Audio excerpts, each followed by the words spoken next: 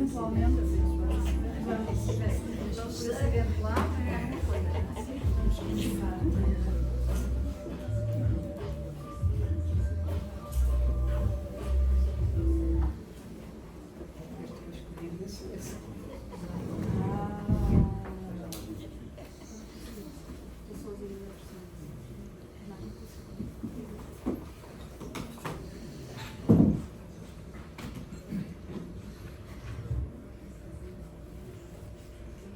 Então, aqui estamos nós. Boa tarde a todos e sejam muito bem-vindos à Sala do Âmbito Cultural do El Corte Inglês. Muito bem-vindos ao nosso centro El Corte Inglês. É com uma honra imensa que vos recebemos a cada vez e a cada dia, e hoje em especial, para a apresentação do livro Rascunhos Secretos, da Diana Barroqueiro, a quem agradecemos mais uma vez a preferência e a honra por estar aqui connosco a apresentar um original, ao final de que tanta luta lhe deu e que comentou connosco na última apresentação. Agradecer à Manuscrito, ao Grupo Presença, à Dora Alexandre, sempre incansável, à Cátia Simões, que está aqui em representação e que é a editora do livro. Não podemos deixar de agradecer redobradamente a parceria e confiança em contarem connosco para esta apresentação. Agradecer também a presença dos apresentadores, que serão o professor João Paulo Oliveira Costa e a professora Anabela Rita. Muito obrigada por terem vindo. Esperando que seja um serão agradável.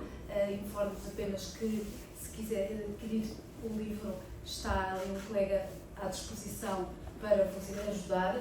Também temos aqui o navegador de passagem, um grande sucesso da Diana, que foi reeditado, e agora este Rascunhos Secretos, este filho tão querido que nós sabemos que a Diana agora partilha connosco. Sem mais demoras, e agradecendo uma vez mais, passo a palavra à Cátia Simões, da editora Manuscrito, que vai prosseguir com a apresentação. Muito obrigada a todos, uma boa tarde e já agora um excelente fim de semana. Ao final, a autora estará disponível, com certeza, para autógrafos. Muito obrigada.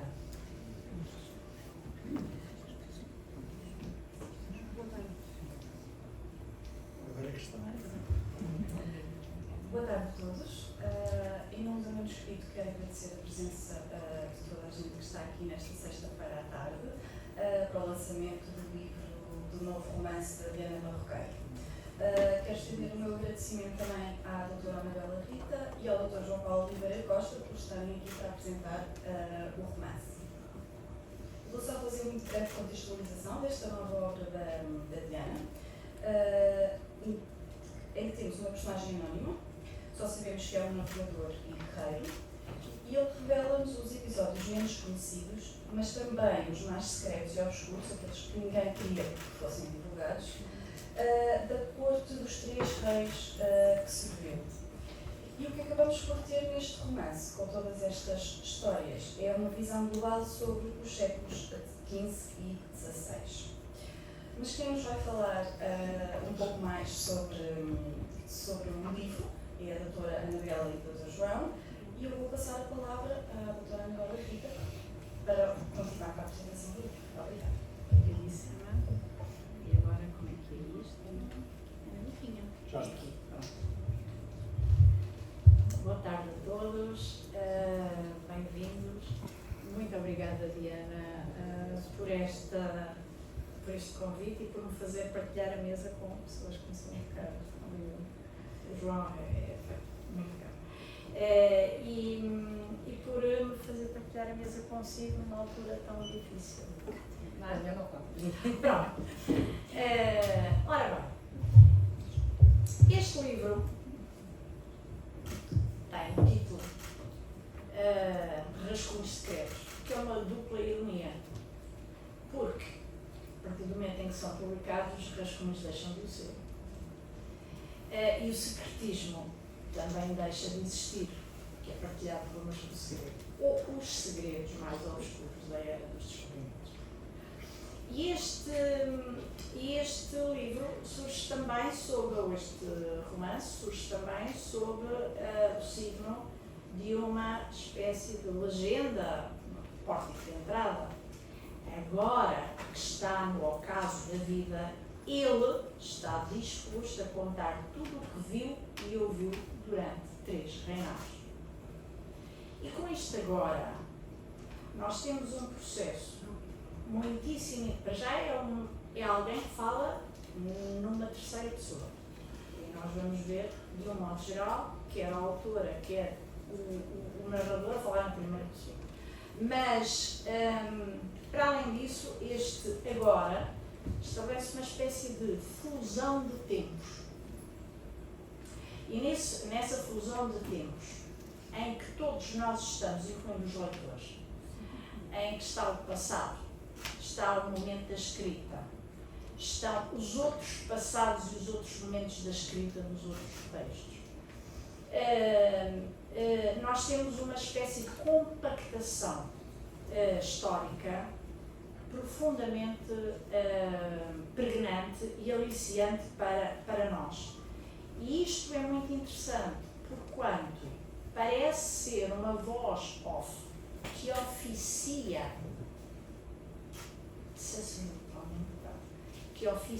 a nossa entrada num outro universo. E é um universo que não é nem o passado, nem o presente, nem os vários passados, nem o presente, e é isto ao mesmo tempo. É um outrora agora. É um nunca depois. E aquilo a que nós vamos assistir é a uma espécie de convocação do passado. Convocação das figuras, convocação das histórias. E a nossa autora fala num processo mediúnico. Não é por acaso.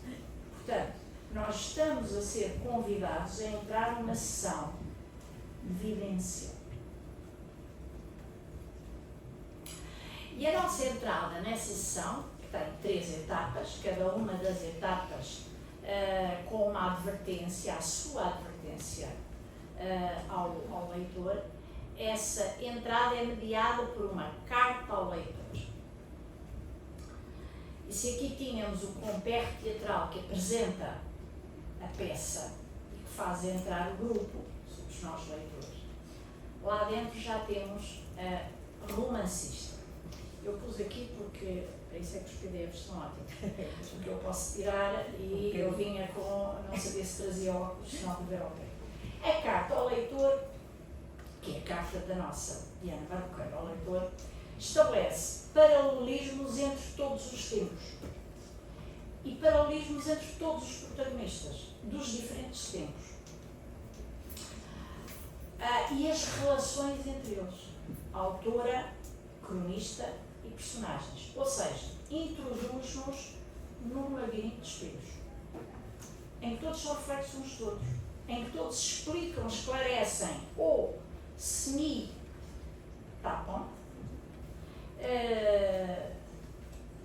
os outros, uns aos outros. E diz-nos 3 coisas, diz muito mais, porque evidentemente vão ler. E o grande problema do apresentador é sempre não dizer mais, porque senão, não é? Primeiro, Rascunhos Secretos é o meu último romance sobre os descobrimentos portugueses. Sobre os descobrimentos portugueses, esse espantoso período da nossa história em que Portugal se agigantou em relação às demais nações europeias, desvendando o globo terrestre em grande parte encoberto e misterioso, dando a conhecer o Oriente ao Ocidente e vice-versa, com a permuta das suas civilizações e culturas, levando a cabo a primeira globalização da Idade Moderna. Depois disto.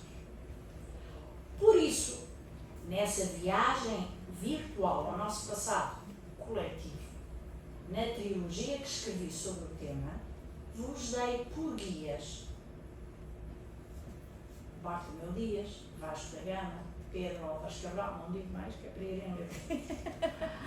São 3 livrinhos, além deste. E porquê que nos dá guias? Porque nós estamos a falar de uma iniciação. Nós estamos a ser iniciados num tempo. E esse, num tempo e numa viagem. essa viagem de conhecimento, que é a viagem também que nos solidariza com a figura do protagonista. E continua ainda. Contudo, para abarcar a época de ouro da expansão portuguesa entre os séculos XV e XVI, na sua quase totalidade, com os acontecimentos que mais marcaram esses 100 anos em Portugal e na Europa, revolucionando o mundo, faltava uma síntese que concretizei nestes rascunhos secretos. Conduz-nos nesta nova odisseia um navegador e guerreiro anónimo, servidor dos reis, pois verão que reis são, não é? E de comandantes e de heróis, etc, etc. Terceiro tópico que nos é transmitido. Nesta espécie de diário, aqui temos romance histórico na capa.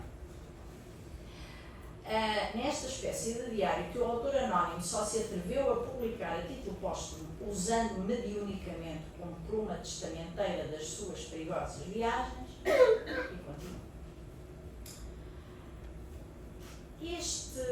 Esta apresentação, a questão da compactação de tempos e do labirinto de espelhos, leva-nos para a percepção de que nesta obra, que é um quarteto, não é uma trilogia, um quarteto, é o quarteto que não é de Alexandria, não é do Durrell.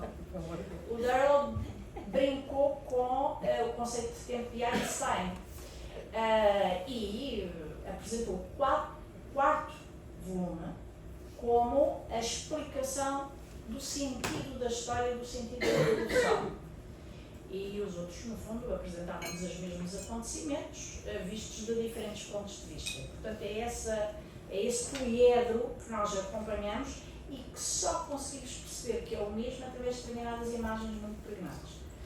Ora bem, o que aqui acontece não é o mesmo tempo, são tempos sucessivos. Mas, de facto, aquilo que se diz em dada altura é que ele é uma espécie de chave porque nos apresenta a viagem das viagens.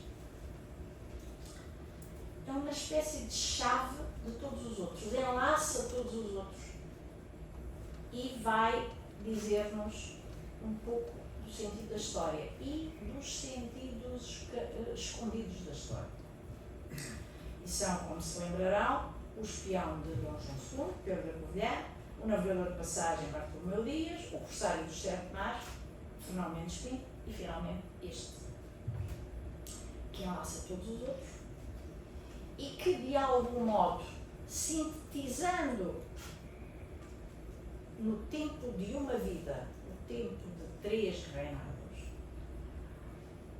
nos leva a pensar naquilo que o Rodel, isso é o teu atuário, desculpa lá meter foi licenciar alheio, o que Rodel nos diz no Mediterrâneo e o mundo mediterrâneo. Ele fala daquilo que ele designa por decomposição da história em planos sobrepostos.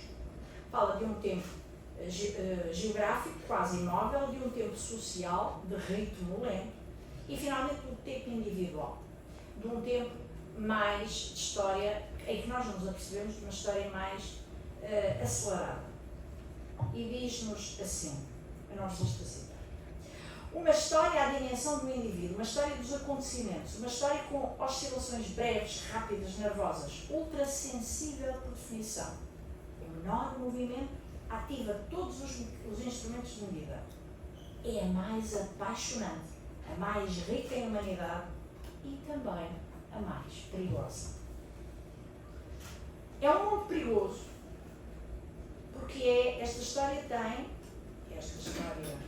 dos acontecimentos, esta história do indivíduo tem a dimensão das cóleras, sonhos e ilusões dos seus contemporâneos.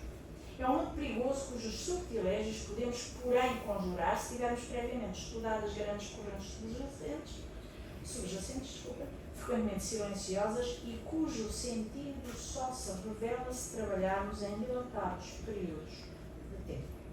Ou seja, conduz-nos para uma hermenêutica da história. é isto que nós vamos ter com este texto. Uma hermenêutica da ficção histórica que precede este texto, daqueles 3 livros, e que aqui a síntese vai revelar, desvelar, do ponto de vista, vários pontos de vista, mas um deles é da progressão, do crescendo dramático que os textos vão tendo uns relativamente aos outros. Como no teatro clássico, nós vamos ver que os textos avançam a um ritmo, vai acelerando até ao momento em que nós encontramos a grande Odisseia. Esta Odisseia, esta que nós vamos encontrar. E, portanto, inscreve este texto na tradição épica, na tradição das grandes obras, dos grandes feitos, das obras que compactam aquilo que é Locke designou por a enciclopédia da tribo, aquilo que nos arrasta, que nos move e em que nos reconhecemos. E essa tradição épica é reconhecível na temática, nos protagonistas e até no modo da narração. Nos protagonistas nós temos imensos heróis.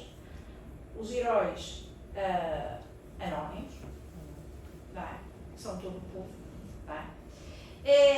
E temos os heróis nomeados, temos figuras interessantíssimas e eu destacaria uma que é o Aquiles português. O Aquiles português, de armadura branca. Morreu em circunstâncias. Posso dizer que morreu, porque calculo que é circunstância, ele morreu, não é? Mas não digo mais nada. Em circunstâncias. Não, depois não me perdoa.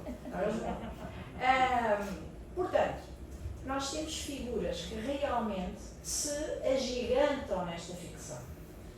Mas a principal questão que é posta aqui, e já foi dita antes, é um processo de globalização portuguesa por terra e mar que conduz ao encontro do Ocidente com o Oriente e do Norte com o Sul. Esse encontro que Fernando Pessoa descreve como uma epifania, resumindo tudo numa imagem maravilhosa que é, todos se lembram, e viu-se a terra inteira de repente surgir redonda do azul profundo. Isto é uma forma, é uma imagem que dá conta do que é a revelação que um processo desses nos pode conduzir. E todo o itinerário é um itinerário, eu falei em épica, sem dúvida, mas é um itinerário que, como toda a épica também tem um jogo de luz e sombras, ou de luzes e sombras, de canto e contra-canto. Não é por acaso que, antes deste, nós temos o Fernão Mendes Pinto, não é? Uma figura marcada também pelo sofrimento, aliás, todos eles grandes feitos e grandes sofrimentos, não é? Portanto, é isso que marca a nossa história. Temos os Lusíadas e temos a Trágica Marítima, mas dentro de cada um deles temos os momentos que contrariam a predominância de luz ou de sombra. Bom, mas a Diana Barroqueiro dá-nos também outras revelações ou desvelações. Dá-nos uma teoria do romance histórico e uma autorrepresentação nesse âmbito de si, enquanto autora. E coloca-se em contraste com a tradição do romance histórico romântico. Não é? Aliás, pega na caricatura de Garrett e vai por aí fora dizendo que, de facto, não é esta receita, não basta, agarrar uma figura e depois inventar uma história, etc. Esse mundo do passado, diz Diana Barroqueiro, deve ser recriado com a maior verosimilhança possível. Por isso precisa de ser visto pelo autor não com os olhos do século XXI, mas com o olhar do tempo em que essas figuras existiram e interagiram. E se virem as notas de rodapé e virem a bibliografia final, verificam que houve, de facto, um cuidado imenso nesse trabalho. Mas há uma autorrepresentação da romancista enquanto romancista histórica e diz: essa tarefa titânica, interminável, quase detetivesca, é solitária e de grande sacrifício, feita, no meu caso, ou seja, enquanto escritora da saga dos descobrimentos portugueses, há mais de 20 anos e em regime de quase clausura. E vai por aí fora, dizendo que o prazer da descoberta e da pesquisa leva propriamente, conduz precisamente ao prazer de dar aos leitores mais do que uma história bem contada, porque qualquer dos meus romances, além da história, tem o contributo da literatura, da geografia, da física, da astronomia, da medicina, das artes de navegar, da antropologia, da arqueologia, da botânica e muitas outras coisas, incluindo essa que disse que ia ler. Pois, parece que é melhor ler em casa. Portanto, tem uma autorrepresentação do cronista. Ele é navegador, guerreiro e autor. E anónimo. Anónimo porque ele, no fundo, constitui, se quisermos, um dos soldados desconhecidos, cujo túmulo é a maior, se quisermos, o maior memorial de uma comunidade. Uma coletividade reconhece os seus heróis, mas reconhece também no indivíduo anónimo que ajudou a fazê-lo, que ajudou na sua história. E mais, ao ser navegador, guerreiro e autor, ele configura aquele velho tópico da tradição clássica, que é numa mão a espada, noutra a pena. É aquele que nós vamos ter com Camões, é aquilo que nós vamos ter com Garrett, é aquilo que nós vamos ter por aí fora, não é?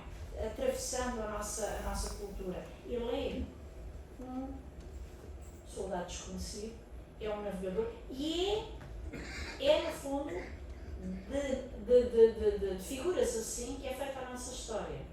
E ele acumula as funções que fizeram a história, não é? O soldado é aquele que impôs teluricamente o país, não é? E definiu a territorialidade, o mapa terrestre, e o navegador é aquele que expandiu o país e promoveu a globalização, e o épico é aquele que cantou, não é? E temos tantos com nome como Camões e tantos sem nome como este.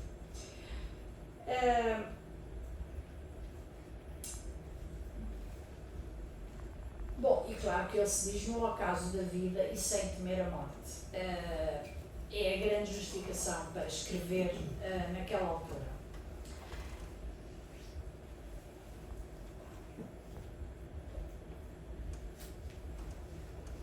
Mas a nossa Diana Barroqueiro explica o que é que nós vamos ganhar. Evidentemente fala disto também, não é só o cronista, e fala desse crescendo dramático do teatro clássico, porque nos conduz tudo para aquilo que é, no final, que ela diz que nós vamos ganhar.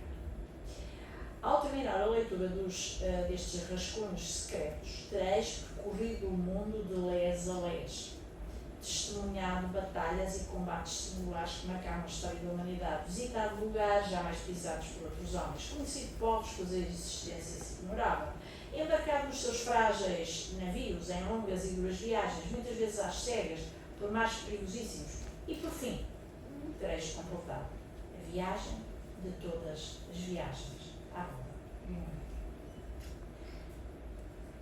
E não tereis acabado como estes acabaram em 1919.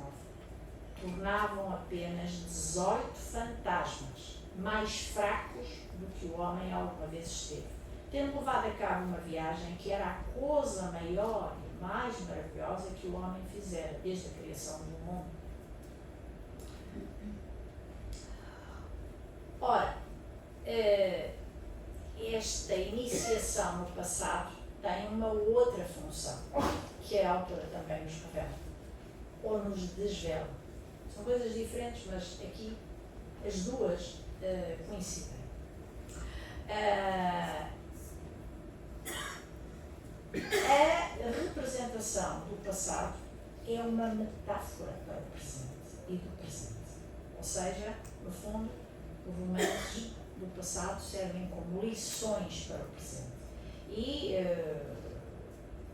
prevenção e emenda no futuro. Também coloca naquela literatura de proveitismo. Bom, mas tudo isto nos conduz a um outro tópico muito importante para esta construção, que é o tópico da complexidade. Nós neste quarteto estamos no domínio da complexidade, que é, já falei do labirinto de espelhos, mas é também o cruzamento e da convergência e divergência de olhares. E a teoria do caos, a teoria da complexidade, dizem-nos que observar perturba, não é? E que nenhuma representação acede diretamente ou coincide com o real. Portanto, estas diferenças estão suficientemente assinaladas no texto para nós termos a percepção de que o conhecimento, esta síntese que nos é apresentada neste texto, é para a ultrapassagem daquilo que, no fundo, é uma espécie de indecidibilidade da representação que nos é apresentada. Mas essa ultrapassagem é conjuntural, é suscetível de ser ultrapassada futuramente. Tem a validade que tem, que nós lhe demos, que a autora lhe der, que o texto lhe der. E, só para dar um exemplo das versões, perspectivas, olhares que se cruzam sobre a mesma coisa, e, portanto, no fundo, o quarteto de Alexandria aqui dentro. Sebastião Delcano escreve a relação dos sucessos da viagem a Carlos V, mas também vai ler-lhe, ou melhor, vai-lhe fazer um relato de viva voz. Eles diferem. António Pigafetta, pois também escreve um diário e faz a descrição oral. Em Espanha, Portugal e no local da viagem, em simultâneo, nós temos variedíssimas versões, inclusivamente as que completam o conhecimento, completam-se umas às outras, porque alternando os narradores, alguns revelam alguma coisa que este cronista não conhecia, não sabia do tempo que lá esteve. João Batista Ramúzio, por exemplo, escreveu sobre a Odisseia, mas também ouviu, viu e transmitiu outras coisas. E o próprio narrador sintetiza, falando de bastantes diários e relações de viagem, inclusivamente um caderno que desapareceu, em que Magalhães fazia os seus registros, quem sabe se não será o próximo manuscrito descoberto aqui pela nossa amiga. Mas estes, atenção, estes são diferentes de todos os outros, porque são os únicos isentos de censura, contam tudo. Recomendo vivamente a leitura, porque só nele é que vão encontrar aquilo que é a última desvelação, ou a última revelação, que é a reposição da verdade. Fernão de Magalhães, como diz aqui, não teve na morte as honras de herói que merecia, tal como nós tiverem vida. Sebastião Delcano, que tomara parte do motim para o matar, se ele não retornasse logo a Sevilha, foi quem recebeu os louros e os prémios do cometimento que não lhe pertencia. Eis, pois, como os rascunhos secretos resgatam a memória coletiva dos descobrimentos, promovendo a reflexão sobre ela, sobre a escrita em geral e particularmente sobre a escrita do romance histórico. sobre a verdade histórica. Onde é que ela está? Em que perspectiva? Em que lado? E afinal, com tudo isto, sobre quem somos e quem fomos. Por outro lado, também se assume como uma homenagem do presente ao passado, ou seja, esse tempo que nos fez, em que nós nos geramos. Eu diria, Diana, muito obrigada por este livro que nos seus, na sua boa de ouro. Na sua boda de ouro. Muito obrigada por esta ofrenda no altar das suas bodas de ouro e por partilhar connosco esse momento. Ela contou tantas coisas neste livro que eu não pensei. Eles vão encontrar mais para lerem. Eu peço desculpa. Já o Sentem mais ler, como dizia o Fernando Exatamente. Pessoa. Só agora por causa do Fernando Pessoa, o Fernando Pessoa citei, ele faz a partilha do Mercador da Passagem, porque encaixa perfeitamente na nossa odisseia coletiva. Portanto, 3 livros mais este. 4 livros que vocês têm. Pronto, obrigadíssima.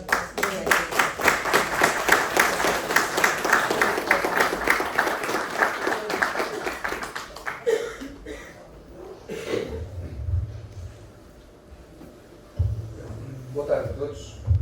É a minha vez. Saudar os seus meninos, a Sra. Rita, editora. Uma palavra especial para a Rita. Há um ano estávamos juntos a comissariar uma exposição sobre a viagem Vasta Gama. Estamos juntos a celebrar, a procurar que se celebre dignamente, apesar de alguns esquecimentos de Estado, o centenário de Camões. E, portanto, é com muito gosto que partilho a mesa com a Anabela Rita, com o privilégio de termos assistido a esta apresentação magistral sobre a dimensão literária e ciência literária deste romance. E, naturalmente, uma saudação especial para a Diana e agradecer profundamente por me terem convidado para esta apresentação. Eu cruzei-me com a Diana, creio que está quase a fazer 20 anos que nos cruzámos pessoalmente e profissionalmente.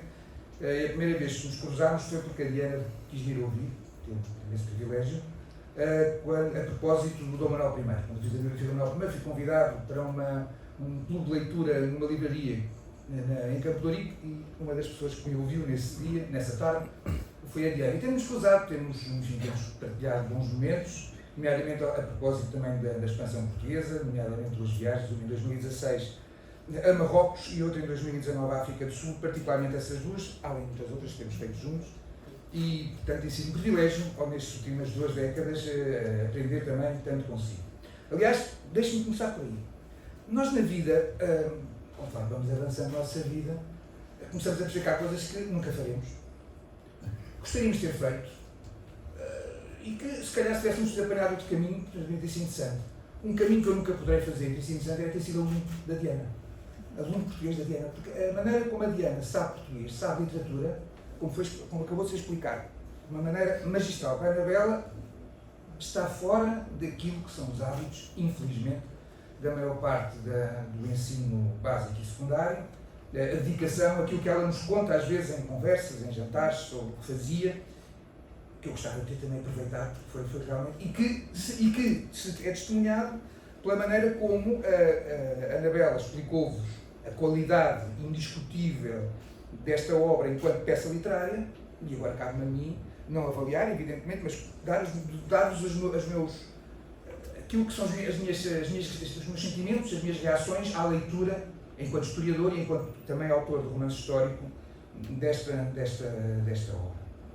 E a primeira coisa que queria dizer sobre isso é que a complexidade literária que foi explicada para a Anabela é fundamental para estarmos perante um livro importante e em que, em relação aos descobrimentos, os trata como eu próprio também os entendo enquanto historiador, que é, os descobrimentos são uma parte da história de Portugal, uma parte da história do mundo. E o que nós temos aqui, de facto, é a história de Portugal e a história do mundo, que é colada e pela qual circulamos através, naturalmente, dos descobrimentos em particular e da expansão portuguesa mais em geral. E portanto, esse tratamento historiográfico é muito bom e podem aproveitá-lo, portanto, aproveitando, lendo este livro, terão um fresco do que foi a parte da história de Portugal e do mundo grosso modo, entre 1455 e 1525.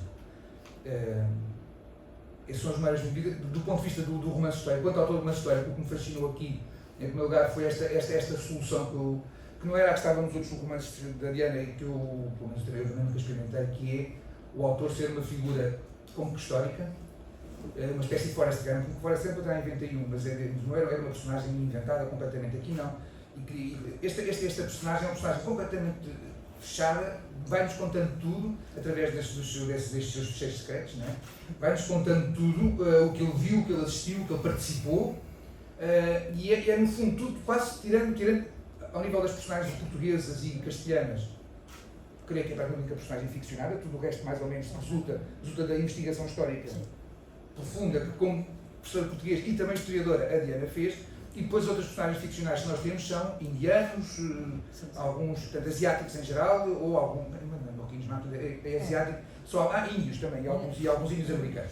Portanto, mas a verdade é que, portanto, é muito interessante porque, mesmo historicamente, não é assim, portanto, a originalidade, do meu ponto de vista, uma das originalidades deste livro, ainda antes de entrar nas questões mais históricas, é o facto de realmente darmos este protagonista que é o narrador, que é através de uma memória, e que é um narrador que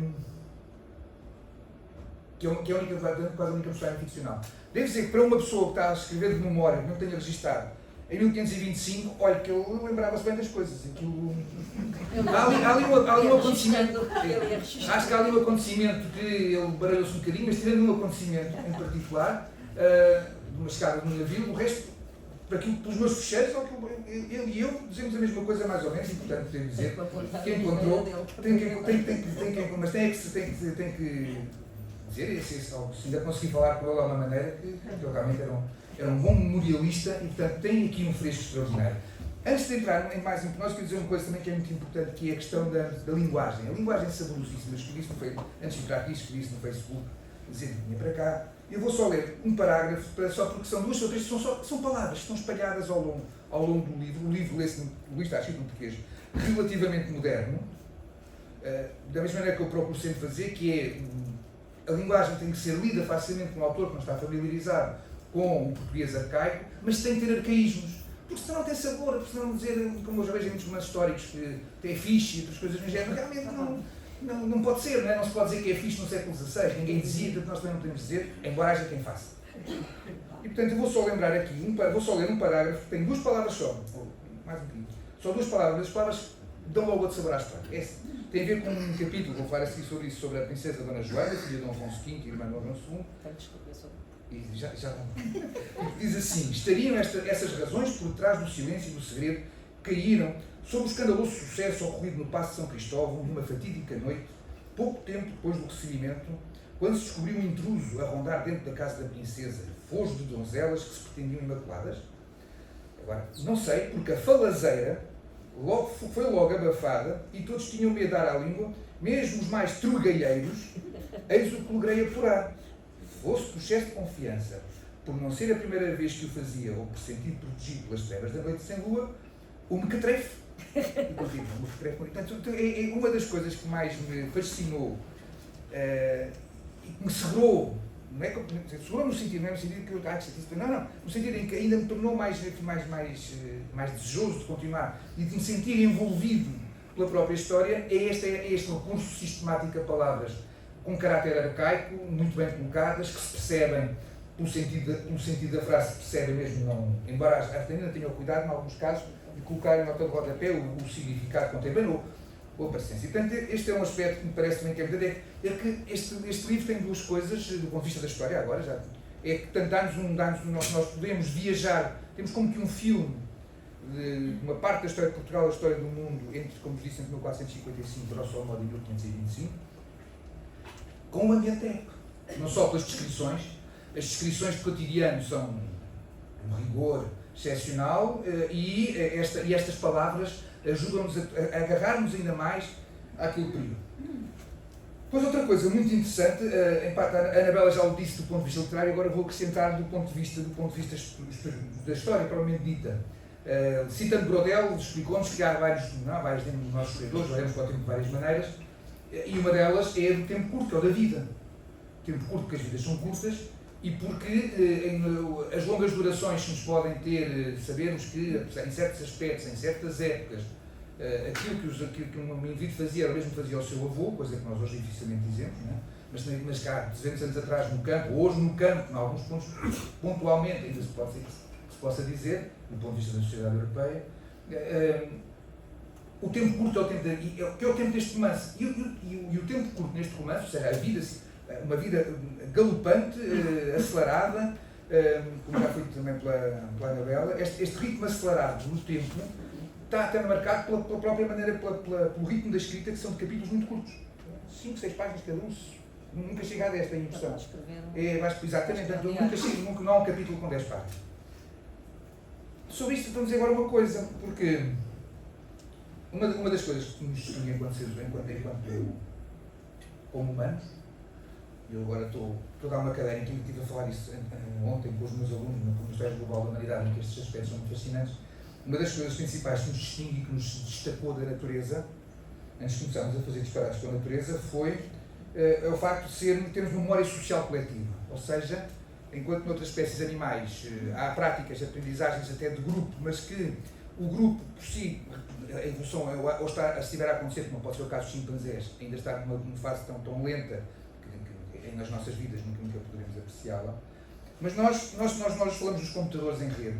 Mas os primeiros computadores em rede foi quando um grupo de humanos se sentava à volta de uma fogueira e em que o pensamento de um era estimulado pelo pensamento dos outros. E, portanto, há muito do que é a nossa sociedade contemporânea é a mecanização, a maquinização, a sofisticação de práticas que vêm desde o tempo do Australopiteco, praticamente. Aí não que eles só grunhiam, mas um bocadinho mais à frente, assim que começámos a falar, isso é mais mas há umas centenas de menos desde os Sapiens, há uns 200 a 300 mil anos que o ser humano é capaz de falar não tão sofisticadamente como nós, mas com palavras. E portanto, esta aprendizagem em grupo, que existe porquê?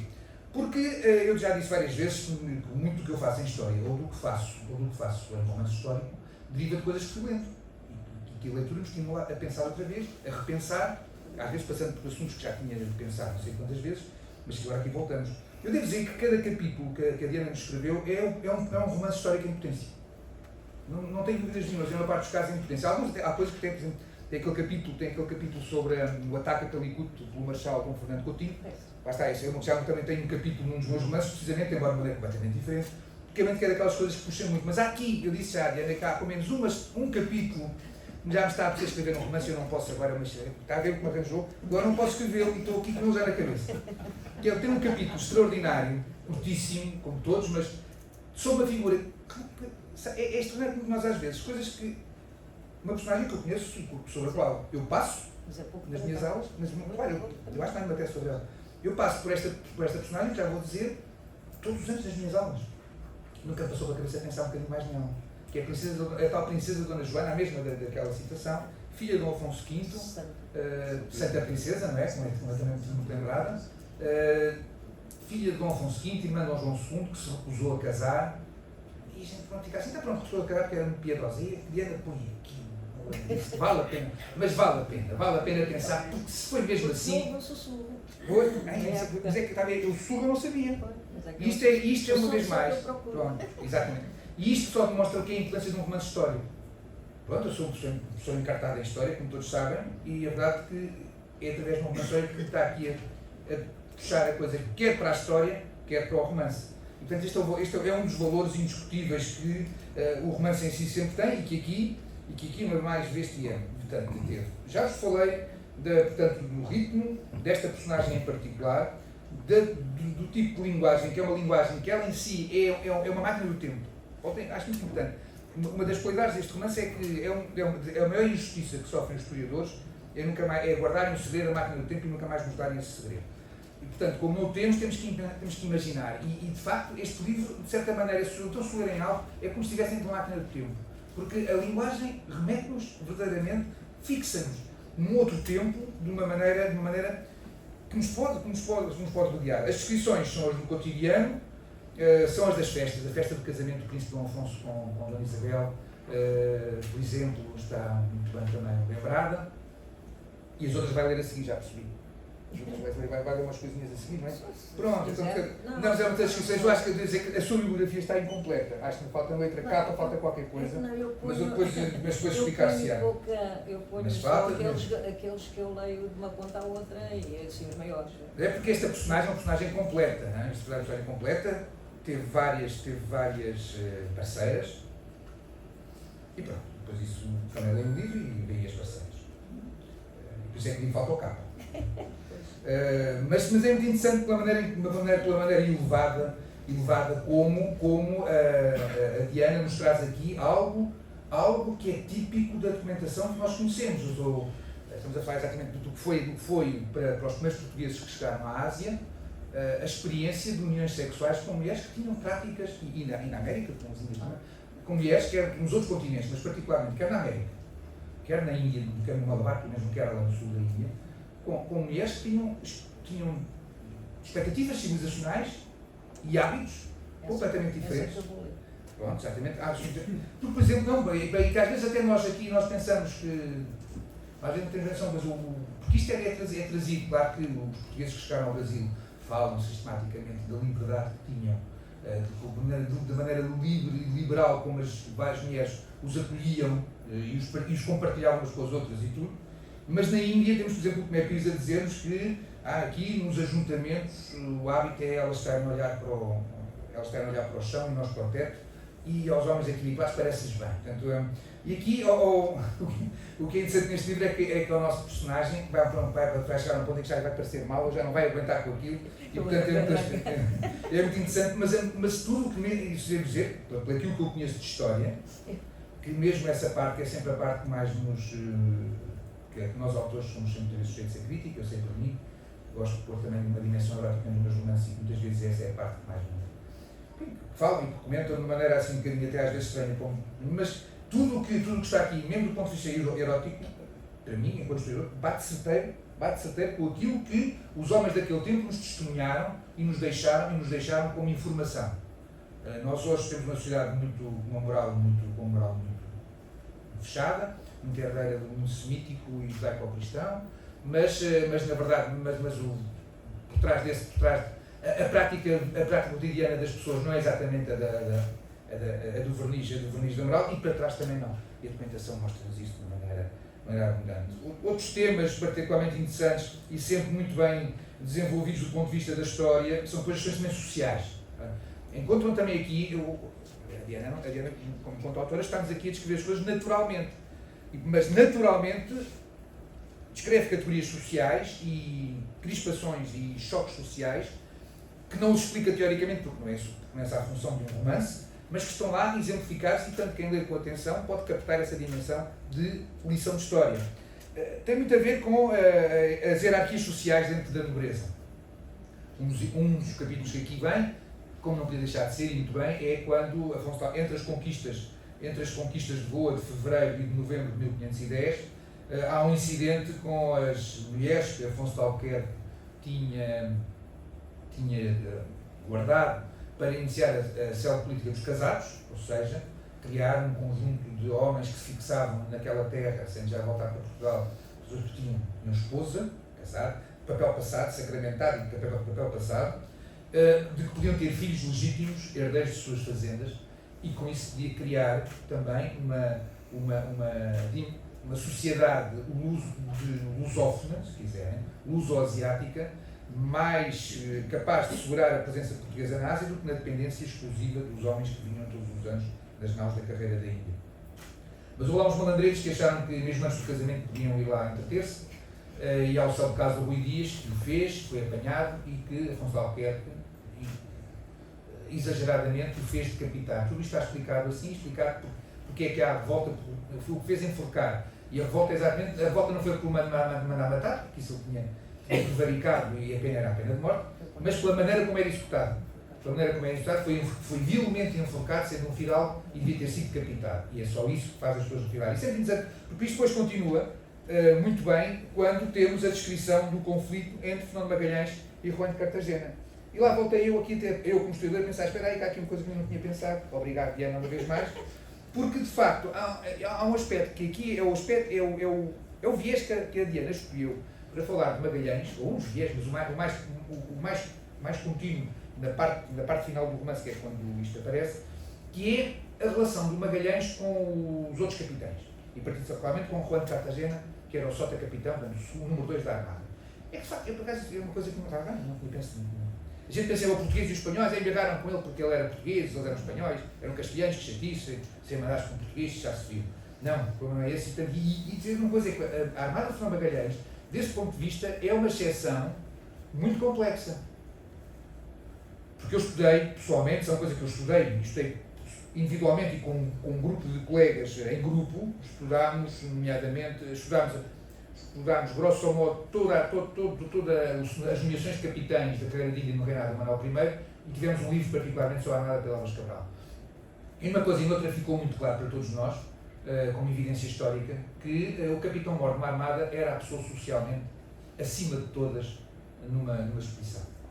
Aliás, é exatamente essa falta. Isso é o que nos leva depois a um assunto que não é para aqui, mas a ponderar como é que Colomb vai ser nomeado a priori almirante e vice-rei se fosse um filho de um mercador de lanche. Nenhum plebeu foi uma vez vice-rei ou almirante, e portanto aí temos algum problema. E é por isso que Sebastião de Elcano, apesar de até receber brasão de armas, como está aqui muito bem explicado no final da circunnavegação, quando é a segunda viagem ao Pacífico em que ele, Elcano, vai Manuel Comandante, porque não tinha dignidade social, comparado com Joffre de Loiaça, que é o capitão-mor dessa armada. A dimensão social era fundamental, está aí o cerne, em grande medida, deste conflito, que Magalhães ganha, e quando Cartagena fica para trás, perdido lá na Patagónia, mas a verdade é que a questão está muito bem colocada, no sentido de nós percebermos que há aqui uma dimensão social, e que Juan de Cartagena, como fidalgo de velha cepa castelhana que era, de facto, era quase uma indignidade, mas ninguém o obrigou a aceitar, não é? Mas era uma indignidade estar às ordens de um fidalgo, não por ser português, mas por ser fidalgo de um extrato mais baixo, indiscutivelmente mais baixo que o seu. A última coisa, além de que eu também lembrar, também está aqui muito bem relembrado o terceiro casamento do Manuel I, um dos acontecimentos mais controversos e únicos da história de Portugal, ou da história da Europa. Não é muito fácil, em Portugal não aconteceu nunca, outra vez. E na Europa, não sei se alguma vez aconteceu, que é um rei casar com a noiva do filho, quer dizer, é uma coisa estranhíssima, e a Diana não só o mostra da maneira crua como isso aconteceu, mas com as razões políticas que o justificaram também. A última coisa que eu tinha para ler dizer... O querido Dom Manuel. O meu querido Dom Manuel, mas era malandrete,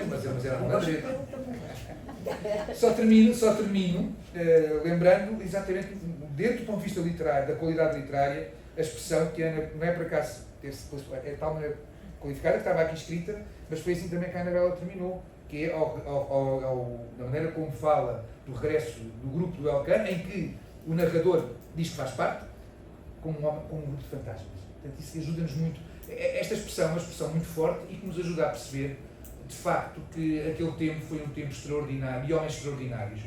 Pode-se fazer as maiores críticas, se eram ambiciosos daqui ou da classe, eram cruéis, claro que eram cruéis, mas a maior parte dos seres humanos o são quando é preciso. Mas a verdade é que eram homens de uma tenacidade, extraordinária, e por isso os que sobreviviam já estavam mais mortos que vivos e chegaram como fantasmas. Muito obrigado, Diana.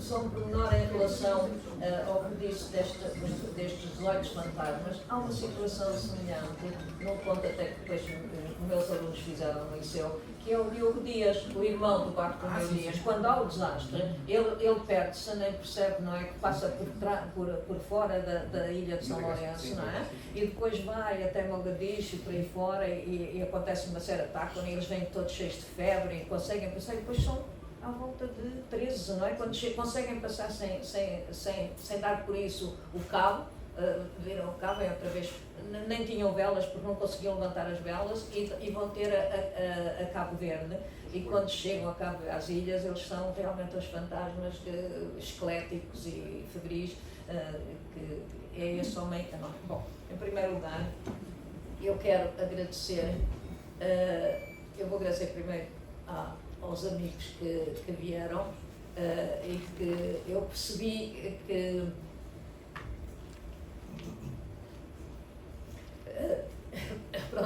amigos, agradeço imenso terem vindo. O meu marido está em casa neste momento, saiu do hospital e eu vim para aqui. Há uma coisa que ele disse, é trabalho, vais fazer o lançamento. E dá-vos as boas-vindas e agradece, eu estou a agradecer aqui em nome dele. Agora vou agradecer ter-me recebido aqui no Corte Inglês, como da outra vez também como navegador, a Cátia, a editora, que tem aturado o meu desespero ultimamente e tudo mais, são extraordinariamente profissionais no manuscrito, revêem 3 vezes todas as situações, revêem o livro com cuidado, com pormenor e com uma qualidade que realmente eu, nem todas as editoras por onde andei, porque eu não tenho muita paciência para aturar certas coisas e venho embora, realmente, até hoje pelo menos, foi o melhor trabalho que eu tive nas edições. Agora, um especialíssimo agradecimento a esta senhora e a este senhor, amigos, que cheios de trabalho, e aqui a Anabela ainda por cima tinha problemas de saúde de família também, e que se propôs, aceitou ler este elogio. Muito obrigada. Que em bem-aja, e o João Paulo, que tem feito parte do nosso grupo, tem feito parte do nosso grupo, da nossa amizade, nas viagens, as viagens históricas, sobretudo, onde nós encontramos ainda grandes vestígios da nossa gente. Por isso é que eu me revolto imenso quando ouço estes novos movimentos muito moralistas e muito revisionistas a reduzirem os descobrimentos portugueses ou a expansão portuguesa, até a expansão portuguesa, à escravatura, como se nós fôssemos os únicos escravocratas que houve no século XV, no século XVI, antes, quando os escravos vêm do tempo da Bíblia, então comecem a proibir a Bíblia, se fazem favor. Então o Velho Testamento é o livro mais horroroso que eu já li na minha vida, mais pecaminoso. Tornar aquilo um livro sagrado é realmente sacralizar o pecado. Lamento se alguns são religiosos e gostam muito do Velho Testamento. Eu fiz, inclusive, contos históricos a partir daquelas aventuras. Mas voltamos a isto. Eu escrevi no Navegador da Passagem, que foi, no fundo, o primeiro livro dos descobrimentos, porque era o Brasil,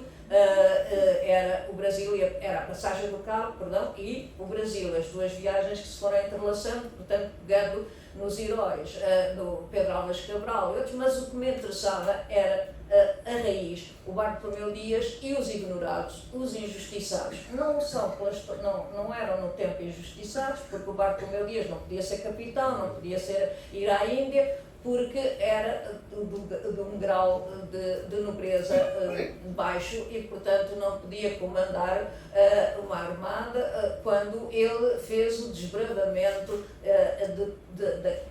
daqueles mares sem saber onde é que ia parar, onde é que seria o Cabo de África. Esta expressão do Cabo de África sempre me fascinou. E esses heróis que iam com ele, os anónimos, são os que me interessam mais, são aqueles que foram esquecidos pela história, como no segundo livro dos descobrimentos, que era o reverso da medalha, que era o espião Dom João II, o Pedro da Covilhã e o Afonso de Paiva, sobretudo o Pedro da Covilhã, que é o que faz uma das viagens mais extraordinárias, igualmente extraordinária à do Bartolomeu Dias, mas por terra, e que vai depois até a Etiópia. Naquela altura, nos finais do século XV, sem armas de fogo portáteis, com armas brancas, só porque era o desenrasca português e com o domínio das línguas que o português tem, quando imigra apanha logo a língua. Quer dizer, era um português típico, anónimo, já quarentão, não é? E vai 6 anos por ali fora, por 4 continentes quase, não é? Porque ele atravessa todo Portugal, Espanha, por ali fora. E quase não se fala deles, quase não, no meu tempo não se falava, era a viagem dos nomes, das linhas e mais nada. Quando, se fosse outro país, de certo que estes heróis estavam no panteão máximo e tinham obras fabulosas e estátuas fabulosas sobre eles. Depois, o terceiro livro, já o mais desenvolvido, que era a parte do Oriente, portanto, enquanto o espião João II vai falar da Índia e depois da Etiópia, portanto, o Preste João, toda aquela temática daquela altura, o Fernão Mendes Pinto já posterior, já numa época em que se podia desenvolver, mostrar determinados aspectos já da implantação dos portugueses nesses domínios, e é o primeiro romancista da Idade Moderna. Nós temos obras extraordinárias, mais do que nos outros países europeus. Temos uma escola em todos os séculos e depois há um atavismo português, não sei, ou aquela história que eles diziam da invejice. Eu, desde que comecei a ler as primeiros rascunhos, que eu adoro tudo o que era de crónicas antigas e cronicões, está-se a falar da invejice portuguesa. Se alguém se sobressai, é logo destruído, como foi o Fernão Mendes Pinto no século XIX, porque o inglês disse que aquilo que ele tinha viajado não era verdade, o inglês não percebeu nada daquilo, veio ver muito mais tarde. E o homem que viajou por aqueles sítios todos, que agora estão a reconhecer já os próprios chineses, os nomes que ele fez, além de ser escritor, porque era um romancista, e portanto também contou o que ouviu, e também contou o que fez, mas também contou o que lhe contaram, e inventou algumas coisas, com certeza, porque isso é o que faz um romancista. Portanto, é o primeiro romance, com o pobrezinho de mim, com tudo isso, com as características todas modernas, um livro fantástico no século XVI, uma obra absolutamente extraordinária. E já agora tenho que dizer a minha picada, foi posta em filme pelo João Botelho, que, como não esteve para ler A Peregrinação, adaptou o meu corsário dos 7 mares, Fernão Mendes Pinto, ao filme, em todas as cenas que não pertencem à Peregrinação, que é o mais cómico. Portanto, tem um filme que ele diz que é A Peregrinação, do Fernão Mendes Pinto, e é o corsário dos 7 mares da Diana Barroqueiro. E ele ia recebendo quase o prémio de Sofia pela melhor adaptação ao cinema da obra literária Peregrinação. Portanto, isto é só um parênteses, e o Fernão Mendes Pinto dá a parte asiática. Só que eu ia escrever na altura do centenário do Fernão de Magalhães, mas começou a sair. Eu sou muito lenta a escrever, levo anos, já sempre pelo menos 3 anos a estudar, nunca consegui fazer um livro histórico com menos de 3 anos. Às vezes alternam, porque tenho sempre 2 coisas, quando encaio num passo para o outro, mas não é possível meter a nossa história, se for um tema mais lato, dentro de 200, 300 páginas. Portanto, eu demoro muito tempo a escrever. Mas começou, portanto, a sair muita coisa do Fernão de Magalhães, e eu, quando começo a ver muito mais do mesmo, pediram um livro de culinária, não era de culinária, pediram para falar, eu de vez em quando punha no Facebook umas receitas, falar sobre receitas. Eu não ia escrever sobre minhas receitas, de modo algum, quando há uma quantidade de chefes a escreverem sobre a história. E, não sei se foi o Henrique que me meteu, houve um leitor que me meteu falar das nossas receitas portuguesas. E eu disse, vou parar aqui com isto, Fernando Magalhães já não me pego. Comecei a tentar fazer um livro, cheguei aqui a fazer umas receititas assim de portuguesa, mas eu queria ir ao tradicional, eu queria ir ao histórico, eu queria ir às raízes, como sempre, tal como aos ignorados, como o herói anónimo, eu queria saber as raízes da nossa terra, ligadas com o mundo, e só parei 7 anos depois, com 3 volumes, e tive que deitar o quarto fora, e por um estranho milagre, não sei como é que aquilo apareceu, a história dos paladares, a sedução, a perdição e a redenção, e eu ganhei 5 prémios mundiais.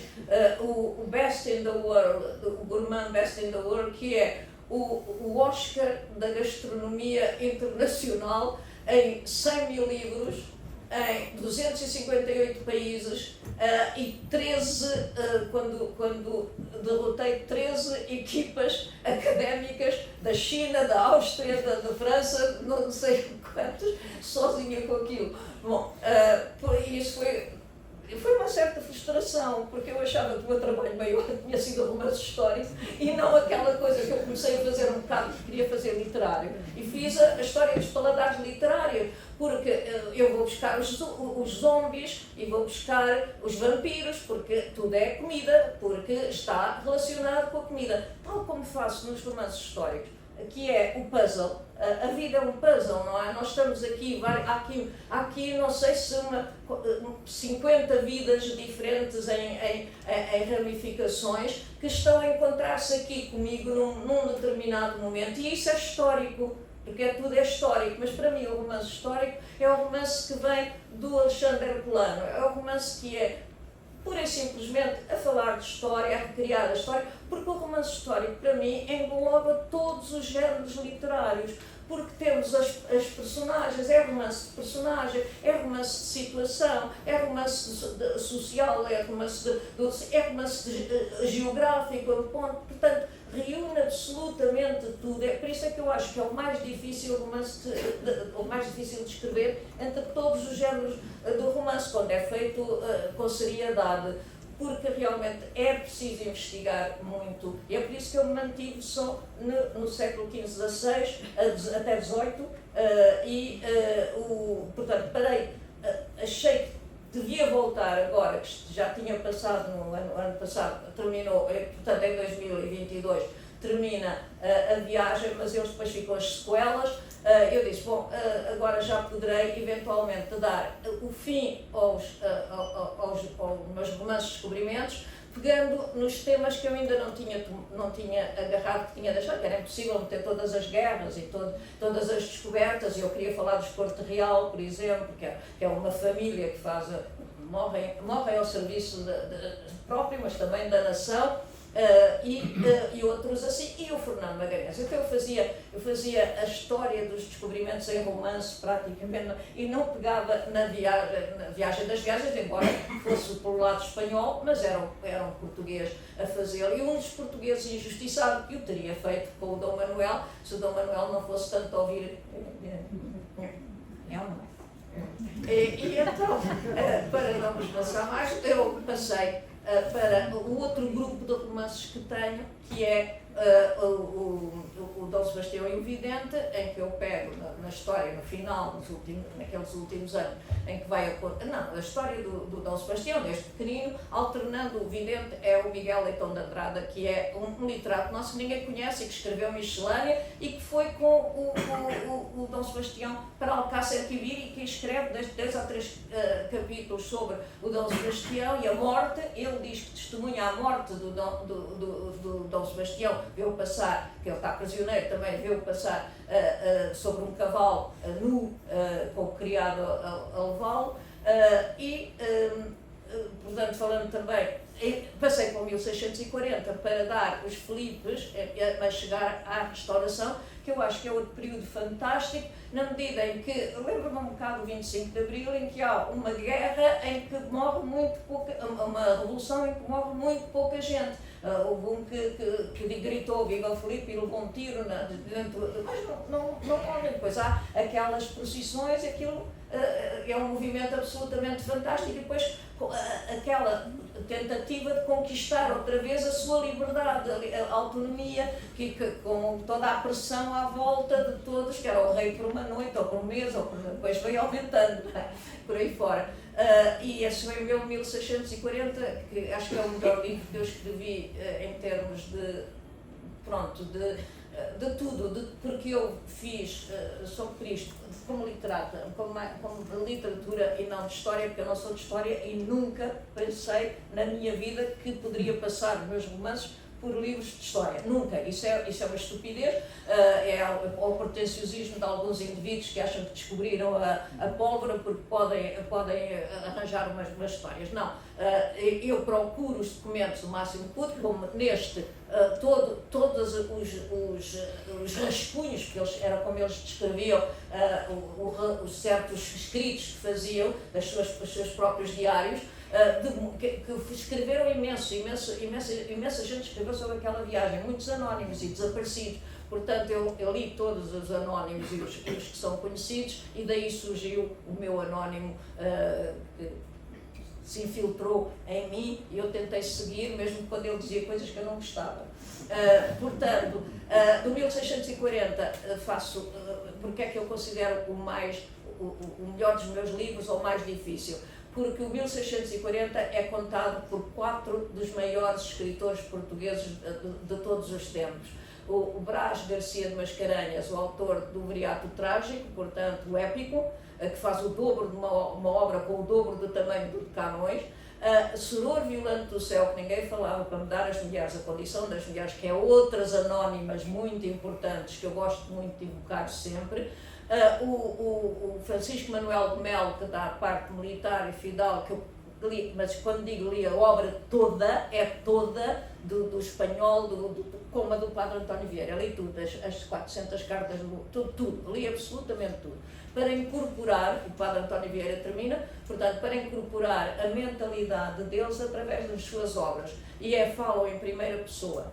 E eu creio, aí não é vaidade, porque eu adoro a língua portuguesa e adoro a cultura portuguesa. Realmente, para mim, é uma ofensa quando há um ataque qualquer à língua portuguesa, porque é riquíssima, é extraordinária, pode-se dizer absolutamente tudo. E então, tentar incorporar 4 personalidades daquelas, eu acho que foi um feito. Eu demorei 13 anos com aquele livro. Finalmente, o que eu estou agora a escrever, não sei se o manuscrito terá estômago para aquilo que se eu conseguir acabar, entretanto, que é o final, é para fazer o fresco do século XVII. E então será, o título não sei o que é que será, mas neste momento está o cozinheiro,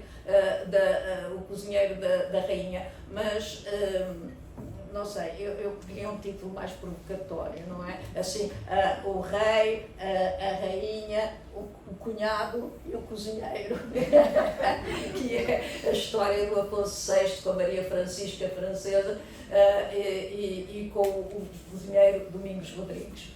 Portanto, está mais ou menos a meio, não sei, já está a ficar grande. As editoras não gostam de livros grandes, mas aquela é apaixonante, e já estão dos Açores a pedir para eu dar a parte da prisão do Afonso VI. Mas isto não tem. Eu, para terminar, para não vos maçar mais, e depois de ouvir estas pessoas, eu tenho que meter a viola no saco. Eu, como gosto muito de falar das mulheres, pois são várias mulheres aqui, como em todos os meus livros aparecem, mas aquelas anónimas e mais estranhas. Eu dediquei o livro à equipa da Luz, da Clínica da Luz, porque eu estava a escrever, vai agora quase fazer um ano, eu estava a escrever assim com um ecrã monumental e a minha cara já vinha aqui, e chegaram a ver como é que eu muitas vezes queria ler e já não conseguia ler em papel. E neste momento eu tenho que pôr o livro ali assim para ver. Portanto, é um capítulo 9, não sei se é da segunda parte, é da página 190, As Artes do Amor. Eu agora, isto tem que ter o microfone, porque acho que este aqui vale a pena. Dizem por cá, é sempre ele a falar, claro. Dizem por cá serem as loucuras do amor uma forma de batalha em que o mais forte ganha o dia. Embora seja muito moça, quase menina, Aruna diz-me com orgulho que sou um homem afortunado, porque ela é uma chitrini, ou mulher artista, o segundo mais perfeito dos 4 tipos de mulher que existem no mundo, semelhante às deusas do seu panteão. Eles tinham o Anangaranga, que era o manual erótico mais dedicado às mulheres depois do Kama Sutra, era da mesma época do Kama Sutra, mas este era muito para as mulheres. Não sei se Aruna é ou não o que diz ser, mas na verdade tem o dom de se transmudar cada noite numa fêmea diferente, qual maga ou feiticeira, conhecedora de 1000 maneiras de fazer amor, ou como se tivesse vivido muitas e distintas vidas passadas, desde monja à prostituta de templo, ou de dona de um bordel do Porto, a mestra de artes marciais do Kerala, uma heresia em que crê firmemente. Jura-me que há 243 maneiras de fazer amor e quer ensinar-nas todas, como se um tipo entroncado e pesado como eu fosse um saltibanco ou volantinho como ela, que até parece nem ter ossos, de tal modo se torce, retorce e requebra em posturas e movimentos contra a natura, que só a duras penas logo acompanhar e cujo esforço me deixa quase alquebrado e mais dorido do que após aceso combate com um bando de mouros. Aruna, ora a marinha por mim acima como uma vinha rastejante por uma árvore, beijando-me, mordendo-me, arranhando-me. Conhece 7 maneiras amorosas de morder e 7 de arranhar. enquanto me rodeia com as pernas e os braços, apertando-me as coxas com tamanha força a ponto de me sufocar, cortando-me a respiração. Ora, põe um pé sobre o meu e ele levanta a outra perna até o pé pousar na minha cabeça, enrolando o corpo à volta do meu como uma cobra, roçando a sua ioni pelo meu linga, até me deixar doido de desejo e a lançar no tapete ou no leito, possuindo-a como um corsário à sua presa, sem todavia a satisfazer.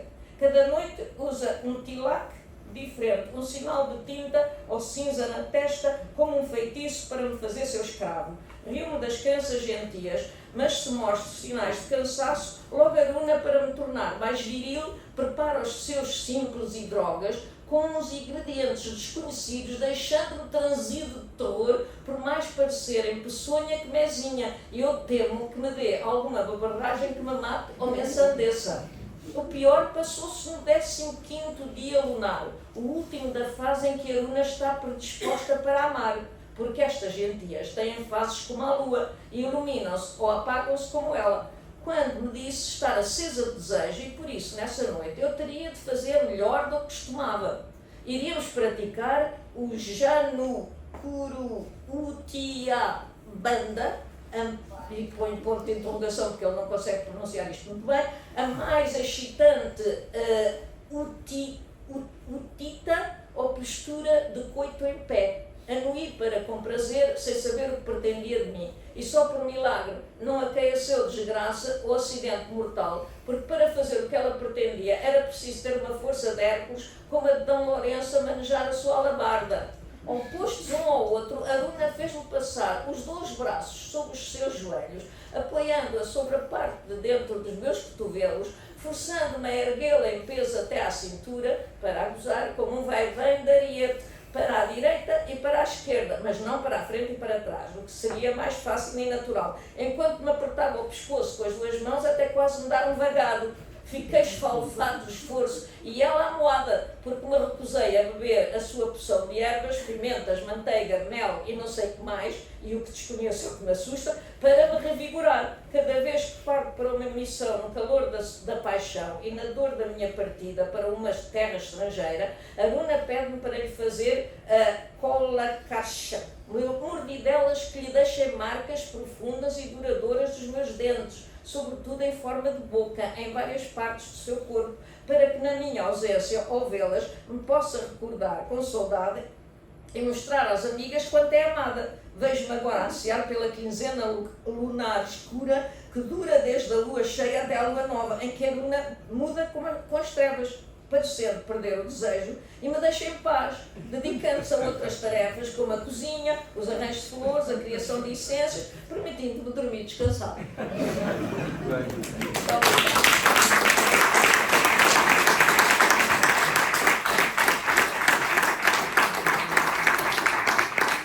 São as descrições minhas, são as descrições de Dona Garranha. Agradecida a todos mais uma vez a presença. A Diana estará disponível com certeza para autografar os vossos livros, se assim entender. Obrigada a todos e um bom fim de semana. Muito obrigada.